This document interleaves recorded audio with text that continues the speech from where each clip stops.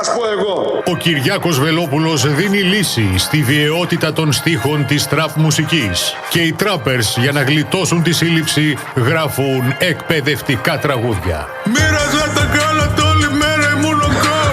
Γερά παιδιά να μεγαλώνουν να παίζουνε φουτμπολ. Άφησα στο γιούκι να προσέχει το γάλα κακάο. Τον έπιασα να πίνει και το απάφτωσα το καφάο. Το γάλα μου το πίνω, καθόλου δεν αφήνω.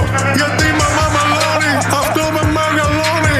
Οι τράπερς γράφουν τραγούδια με αξίες. Κάνε δυο δουλειές τη μέρα Για να αποταμιεύσω. Σπίτι πάντα τε βοηθάω. Τη μαμά να ξεκουράσω. Τη φαμίλια μ' αγαπάω. Την πατρίδα μου λατρεύω. Κι άμα πω παρανομία Πάω στο κλίμα ρουφιανεύω. Οι τράπερς προμοτάρουν τον Κυριάκο Βελόπουλο. Όσοι πουλάνε ραλιφίσμα είναι βαλούτες. Εγώ πουλάμε το κιλό γιατί με λένε βελό. Τις επίστολες του Ιησού τις έχω μόνο εγώ. Ανοίγεις τα φράγκα θα σου ξαφανίσω και την καράφλα. Κάνεις κιλά στο τσακμπά με τα απορροφητικών. Αν την κάνεις θα έρθουν να βρω που με και σιγά.